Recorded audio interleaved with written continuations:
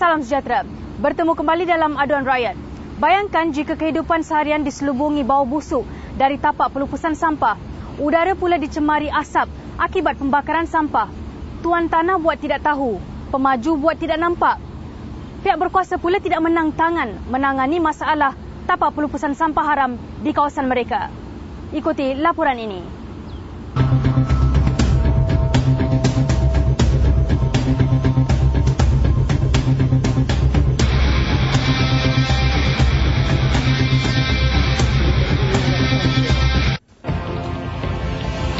Visual yang anda lihat adalah keadaan harian udara di persekitaran Taman Green Valley Park di Bandar Tasik Puteri, Rawang, Selangor. Taman perumahan ini sentiasa diselubungi asap, ada kalanya lebih tebal dari apa yang dapat dirakamkan lensa kamera kami. Keadaan udara yang berjerebu ini dihadapi oleh 45,000 penduduknya saban hari.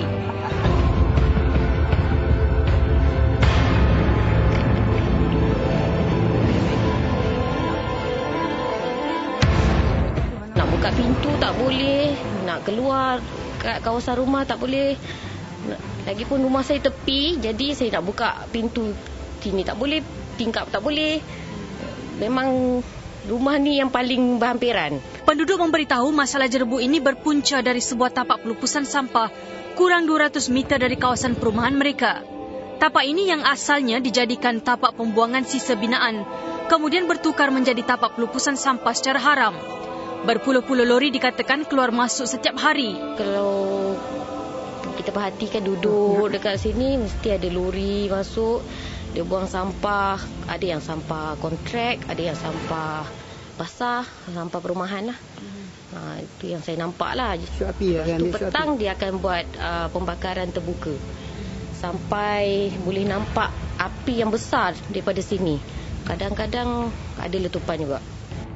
Tapak pelupusan sampah haram yang dimaksudkan penduduk ini dikatakan sudah mula beroperasi sejak 4 tahun lalu. Namun sejak kebelakangan ini ia menjadi semakin tidak terkawal. Tapak sampah dikatakan semakin luas dan lebih banyak sampah sarap ditimbun dan dibakar.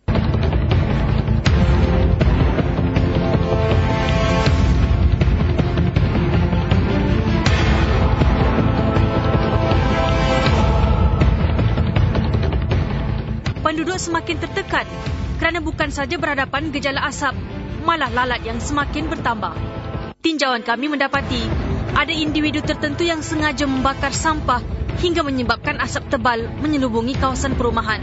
Bersama beberapa penduduk kami cuba mendapatkan maklumat mengenai pihak yang bertanggungjawab membenarkan pembuangan sampah dan pembakaran terbuka dilakukan.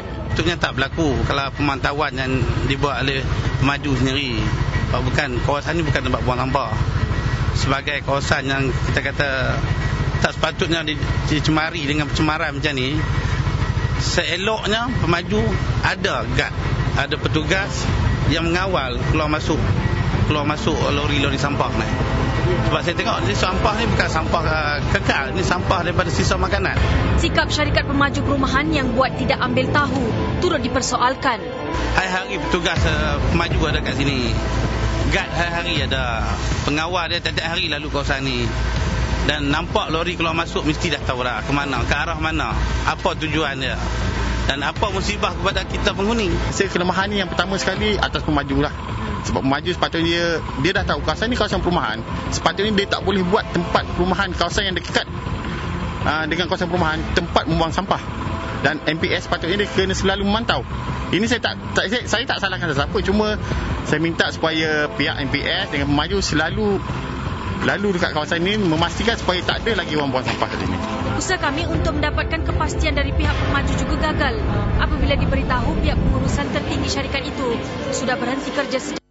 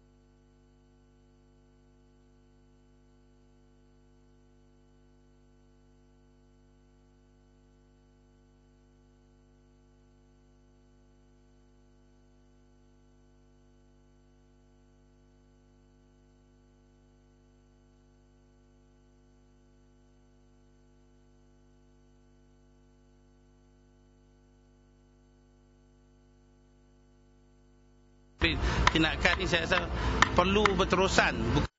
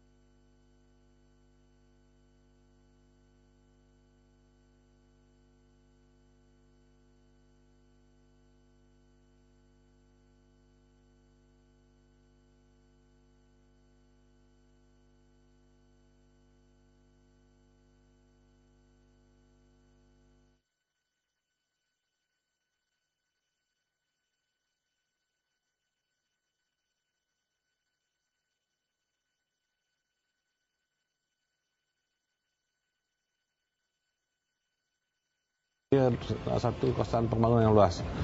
Dia dibangunkan secara berperingkat. Jadi ada sebahagiannya telah diserahkan kepada majlis yang kita lantik kontraktor dia. Tapi ada sebahagian juga yang masih lagi di bawah tanggungjawab pemaju yang belum diserahkan kepada majlis. Ini maknanya pelupusan sampah di bawah tanggungjawab pihak pemaju lah. Proses perampasan tanah juga akan dibuat sebagai pengajaran. Dia boleh sebab dia biasanya tanah milik perusahaan ni sama ada untuk bangunan perumahan atau tujuan pertanian. So dia hanya boleh digunakan untuk tujuan yang diluluskan saja. So kalau dia gagal menjaga tanah dia ni dan dijadikan oleh pihak tertentu untuk sebagai tempat pelupusan sampah, sama ada dengan pengetahuan mereka ataupun tidak, itu menjadi tanggungjawab dia. Hari ini udara di sekitar Taman Perumahan Bandar Tasik Puteri sudah pulih sepenuhnya. Namun terdapat juga kesan sampah baru dibuang di lokasi tapak pelupusan sampah haram yang telah disita ini, menimbulkan kebimbangan kepada penduduk sejauh mana usaha yang dilakukan pihak MPS akan berkesan. Namun saya difahamkan apabila pemilik tanah sudah dikenal pasti, arahan yang akan dikeluarkan untuk tuan tanah memulakan kerja pemulihan tanah dengan segera. Gagal berbuat demikian dalam tempoh 3 bulan, tanah akan dirampas terus dari pemilik tanah. Dengan jaminan YDP MPS itu, penduduk boleh menarik nafas lega. Penyiksaan sebegitu lama bakal berakhir. Puspawati Ramlu, Aduan Rakyat, TV3.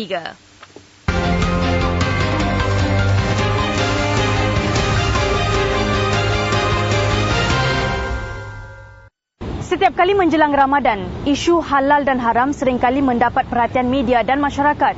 Biarpun diberi penekanan oleh pihak berkuasa, namun masih ada pihak mempertikaikan pengeluaran sijil halal oleh syarikat swasta. Sedangkan semua pensijilan halal oleh syarikat swasta telah dimansuhkan sejak Mac lalu. Ikuti laporan Jeffrey Azman.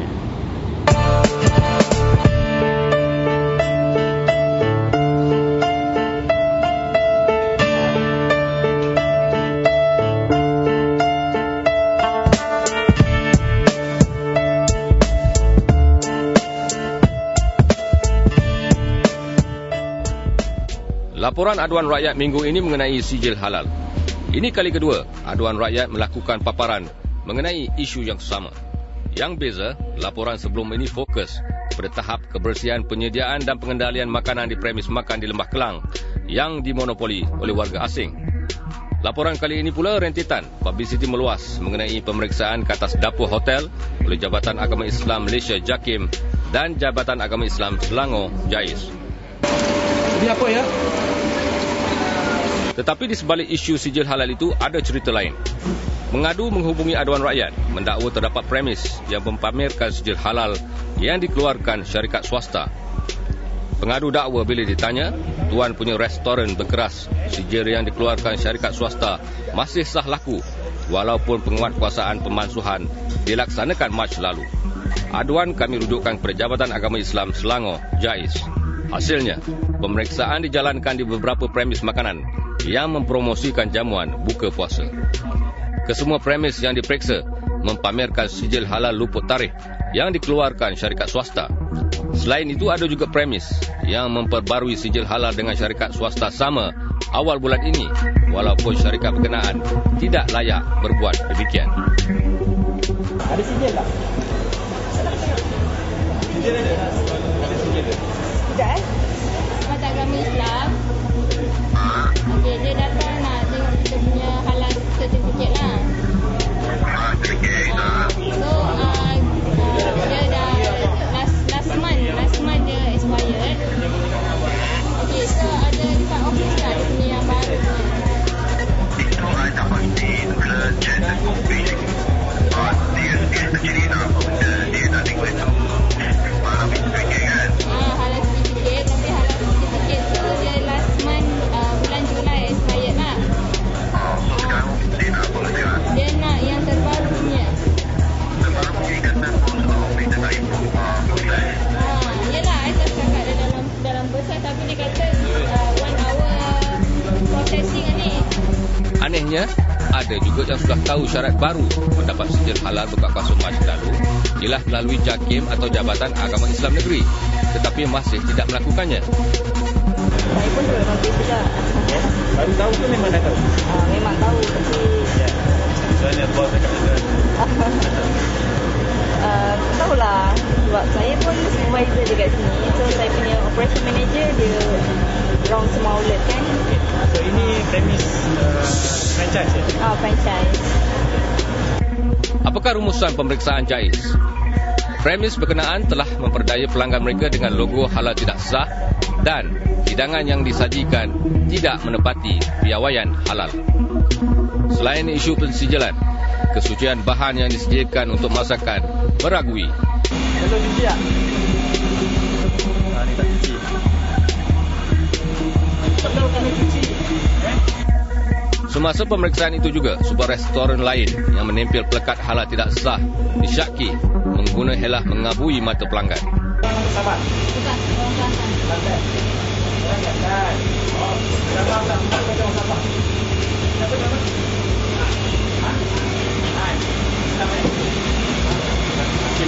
Cina.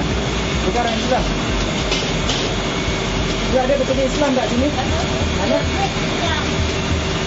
Dia depan ke dalam? Kat luar. Bukan bahagian dapur lah. Bukan. Oh. Jadi dapur tak ada orang Islam? Islam ada Bangladesh. Bangladesh. Orang Malaysia tak ada? Pengarah JAIS Datuk Muhammad Kusrin Munawi mengingati pengguna Islam Selangor hanya sijil halal yang dikeluarkan Jabatan Kemajuan Islam Malaysia JAKIM dan JAIS diiktiraf di Selangor. Sijil yang dikeluarkan oleh syarikat swasta tidak sah berkuat kuasa Mac lalu. Ini kita telah menyiasat ada 2 syarikat yang melakukan kesalahan ini dan kita akan mengambil tindakan untuk kita dakwa mereka di Mahkamah Syariah. Ini kes baru ke ataupun ini pending ke atau macam mana kes yang kes ni kita baru siasat dan kita telah pun mengarahkan bahagian penguasa untuk terus menjadikan kertas siasatan bagi membolehkan kita mendakwa mereka jika cukup bukti. Dasar tegas yang diperkenalkan turut merubah sikap hotel di Selangor yang suatu ketika dahulu tidak berminat memohon sijil halal. Bila kita menguatkuasakan di mana semua program kerajaan negeri hendaklah dibuat di hotel yang mendapat sijil halal, pada masa ini alhamdulillah sebanyak 17 hotel telah pun mendapat sijil halal dan banyak lagi hotel-hotel yang sedang kita proses untuk mendapatkan sijil halal dan ini satu perkembangan yang baik. Dalam pada itu, Ketua Pengarah JAKIM, Datuk Wan Muhammad Sheikh Abdul Aziz berkata, isu sijil halal tidak sesekali bertujuan meminggir perusahaan yang diceburi bukan Islam. Kalau dia dibantu oleh pekerja-pekerja lain yang bukan yang beragama Islam, walaupun pemilik premis itu atau perniagaan itu orang bukan Islam, ataupun pengeluar produk itu, syarikat yang dimiliki oleh orang bukan Islam, ataupun dari segi ekuiti pegangannya dimonopoli oleh yang bukan Islam, pada kami itu tak jadi isu. Sebab orang Islam boleh makan produk atau makanan yang dimasak atau yang dihasilkan oleh orang bukan Islam, yang penting ia halal. Kalaupun dimasak ataupun dihasilkan katalah produk daripada kelang tu, pengelangnya tu orang Islam atau syarikat tu dimiliki oleh orang Islam. Tapi kalau produk atau makanan itu sendiri tidak halal, tak ada maknanya. Bagaimana pula dengan pemantauan pemalsuan sijil halal? Pemalsuan ini akan mendedahkan pihak itu pada tindakan jenayah. Ya. Ada tikanya dia termasuk di bawah penal code, kanun kesiasaan. Dalam keadaan tertentu di bawah Akta Perdagangan 1972, mereka boleh juga diambil tindakan. Tetapi yang pastinya pihak yang menggunakan sijil halal, tak kira daripada sesiapa pun, syarikat sekalipun, ya, kalau dia mendapatkan khidmat ataupun membayar atau membeli daripada mana-mana syarikat, kalaulah penguatkuasaan Kabinet NKK bersama JAKIM mendapati dan sabit bahawa produk atau perkhidmatan mereka itu tidak halal, mereka terdedah kepada tindakan di bawah APD 1972 dan hukumannya boleh mencecah sampai RM500,000. Sudahnya, apakah cara terbaik untuk menentukan premis makanan, produk dan perkhidmatan yang berada di pasaran mematuhi piawaian halal? Bagi JAKIM dan Jabatan Agama Islam Negeri, mereka mengesyorkan pengguna melayari laman sesawang mereka untuk pengesahan. Bukan itu saja, pengguna boleh juga menyalurkan sebarang kemuskilan ataupun aduan kepada agensi berkenaan. Yang jelas, pensijilan halal yang dikenakan bukan saja berkuat kuasa terhadap mereka yang bukan Islam, malah usahawan Islam juga dikenakan syarat sekiranya mereka inginkan sijil halal. Jeffrey Azman, Aduan Rakyat, TV3, ambil berat.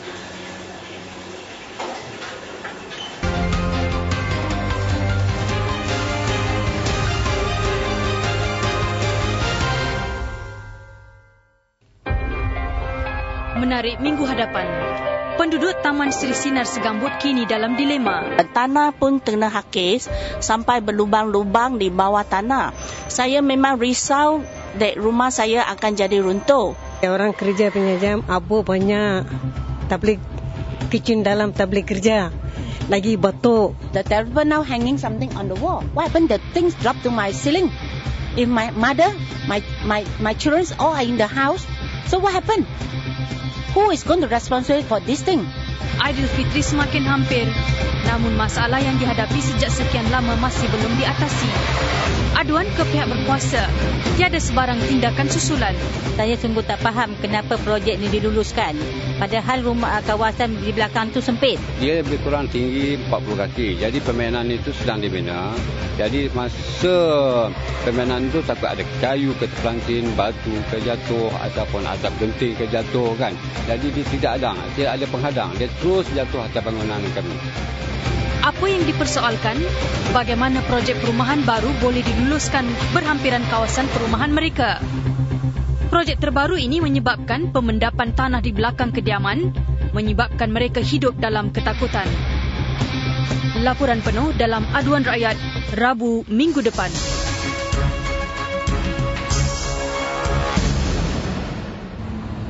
Aduan Rakyat berakhir di sini. Dan sekiranya anda mempunyai sebarang aduan berkaitan isu komuniti, sila hantarkan ke email kami atau ke alamat pos seperti yang tertera di skrin televisyen anda. Sertakan sekali nama, alamat dan nombor telefon anda. Aduan anda kami dengar kerana TV3 ambil berat. Jumpa lagi minggu depan.